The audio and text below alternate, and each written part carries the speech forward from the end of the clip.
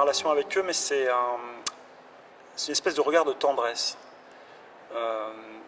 Parce que j'ai eu cette chance incroyable d'avoir cette rencontre avec le Christ, qui me permet de quelque part comprendre sa réalité, la beauté de ce qu'il amène, la force qu'il donne, l'amour qu'il laisse, donc qui est fort, et de se dire aux autres, mais il faudrait que toi aussi tu saches. Donc j'ai envie de te le dire, enfin j'ai envie de vous le dire, et quand je vois par exemple des amis ou des gens avec qui je travaille, qui sont empêtrés dans des difficultés de la vie, dans des tensions, dans des pièges parfois de relations compliquées, etc.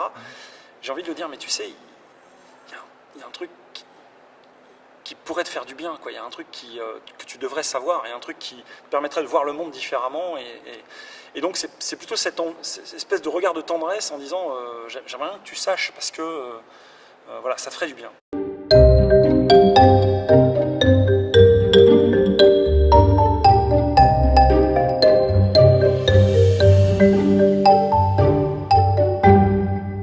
Je commence toutes mes journées par la messe.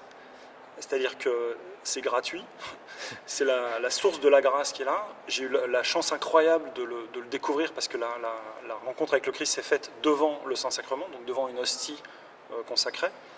Donc, ce qui m'a immédiatement fait comprendre la présence réelle dans l'hostie. Donc dans ma pratique personnelle, c'est vraiment la messe est vraiment au cœur de ma pratique. Une dame comme ça qui posait la question à un des papes, je crois que c'était Jean XXIII, où elle lui disait « mais moi je suis croyante mais non pratiquante ». Et le pape lui a répondu « ouais, c'est comme moi, je suis nudiste mais non pratiquant ». Donc la vraie question, c'est si j'y crois vraiment, si je crois vraiment que le Christ est venu mourir par amour pour moi, me mettre au service de l'homme, ressusciter dans la gloire, donc m'entraîner dans sa résurrection, si j'y crois vraiment, pourquoi j'y vais pas? C'est-à-dire que lui a expliqué que c'était son corps et son sang qui étaient donnés quelque part en aliment à l'âme humaine, ce qui nous permet de nous unir à lui. C'est une union au Christ en fait. Derrière l'Eucharistie, il y a quelque chose du mystère nuptial qui se produit. Donc il y a quelque chose de cette union qui se produit. Donc cette union avec le Christ que je peux vivre dans l'Eucharistie, elle me greffe à lui, et elle m'entraîne dans la Trinité, elle me divinise en fait, donc elle me transforme. Donc l'Eucharistie quotidienne, elle transforme le chrétien, elle lui donne la force, c'est un sacrement, c'est puissant. Donc oui, c'est vraiment au cœur évidemment de ma pratique, par chance, parce que quelque part, le Christ étant apparu devant le Saint-Sacrement. Et je me dis qu'un chrétien qui comprend vraiment ce qui s'est passé, il se précipite.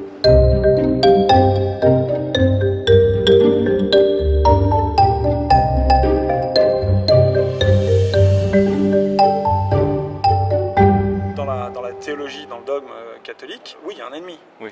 Il y a un ennemi qui vient contrer le bonheur de l'homme, qui n'est pas du tout à l'égal de Dieu, mais qui va venir chercher à faire en sorte qu'on n'aille pas dans cette route-là, qu'on aille dans une autre route. Donc c'est le combat spirituel. C'est pas central dans la vie chrétienne, le combat spirituel, mais il existe. Et on a saint Paul qui, à la fin de la lettre aux Éphésiens, dit pour le combat spirituel, munissez-vous de votre armure, d'une épée, du bouclier, d'un casque, etc.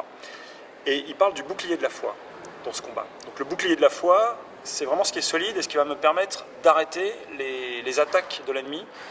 Et ces attaques, elles sont sur le doute. C'est me faire douter. Tout ça, ça n'a pas de sens. Tu vas quand même pas croire que le Christ est présent dans son Eucharistie. Tu vas quand même pas croire que ceci, etc. Donc oui, ça vient faire douter. Et la foi, essentiellement, c'est un bouclier contre ce doute.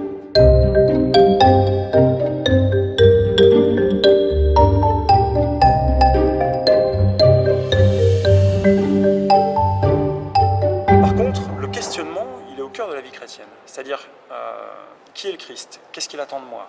Comment puis-je le rencontrer? Comment puis-je le servir? Comment puis-je le glorifier? Comment dois-je me comporter vis-à-vis d'un tel ou d'un tel, etc. Ce questionnement-là, ou parfois le sentiment d'être abandonné par le Seigneur. Seigneur, je ne ressens rien, je ne comprends pas ce qui m'arrive, pourquoi tu ne viens pas m'aider? Pourquoi tu m'abandonnes? Des cris de colère, on en trouve beaucoup dans la Bible, de gens qui hurlent contre le Seigneur en disant mais tu ne peux pas laisser faire ça, tu ne peux pas laisser cet enfant mourir, tu ne peux pas laisser telle catastrophe se faire, c'est scandaleux, etc. Mais ça, c'est pas du doute. Je ne suis pas en colère contre quelqu'un de qui je doute. Si je suis en colère contre le Seigneur parce qu'il laisse faire d'une certaine manière quelque chose que je ne comprends pas, un mal, je peux être en colère en disant mais fais quelque chose, quoi. Mais c'est pas du doute, c'est un questionnement de pourquoi tu laisses faire. Donc il faut bien comprendre, pour moi, cette distinction doute de ton doute et foi en ta foi. et accroche-toi à ton bouclier de la foi qui est proposé dans le combat spirituel par saint Paul.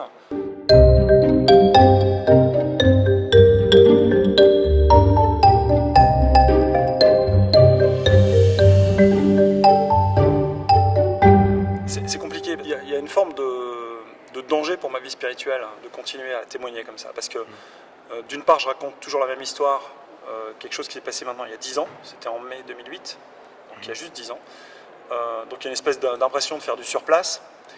Deuxièmement, il y a un risque spirituel sur l'orgueil. Je peux finir par me prendre pour quelqu'un de bien ou quelqu'un d'intéressant. Donc c'est pas très sain quelque part. J'ai pas trop envie d'être enfermé. Ma foi, elle est vivante aujourd'hui. Elle a beaucoup progressé depuis 10 ans. Donc c'est comment je peux l'incarner autrement, comment je peux vivre différemment, etc. Donc effectivement, je pense que c'est pas très bon de continuer ces témoignages trop longtemps. Oui. Ici, j'ai eu du mal à refuser du coup à la demande, comme je l'ai expliqué. Oui. Et je suis très content parce qu'il y avait vraiment beaucoup de monde, il y avait beaucoup de questions, beaucoup d'intérêt. J'ai eu beaucoup de discussions super intéressantes avec plein d'étudiants juste après la conférence, donc je suis content d'avoir fait. Mais oui, je suis prudent et j'essaye soit d'arrêter, soit d'en faire le moins possible. Oui. Merci beaucoup. Voilà, merci à vous.